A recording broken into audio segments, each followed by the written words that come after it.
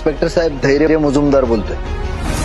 सावीच्या बाबांच्या मृत्यूचे सत्य धैर्य आणणार का सर्वांसमोर? जुळली गाठ ग ह्या मालिकेमध्ये सावीला थोडंफार सर्व लक्षात येताना दिसत आहे, जिथे तिच्या बोलण्या आणि वागण्यामुळे धैर्यला असं वाटतंय की तिच्या बाबांचा अपघात नाही तर घातपात झाला होता आणि त्याचमुळे धैर्यने पोलीस स्टेशन मध्ये फोन करून इन्स्पेक्टरला असं सांगितलं आहे की त्याला असं वाटतं की सावीच्या बाबांची मृत्यू एक अपघात नाही तर घातपात होता आणि त्याचमुळे या सर्वाची नीट चौकशी व्हायला पाहिजे असं त्याचं म्हणणं आहे। पण आता तिथे दामिनी सुद्धा आहे। बघायचं हे आहे की आता इन्स्पेक्टर ह्याच्यावरती जेव्हा चौकशी करतील आणि जेव्हा समोर येईल की हे सर्वाच्या मागे दामिनी आहे तर धैर्यचं ह्यावरती काय रिॲक्शन असणार आहे हे पाहण्यासाठी तुम्हाला जुळली गाठ ग ही मालिका पाहावी लागेल आणि अजून असे लेटेस्ट अपडेटसाठी टेलीचक्कर रिजनलला सबस्क्राईब करायला विसरू नका।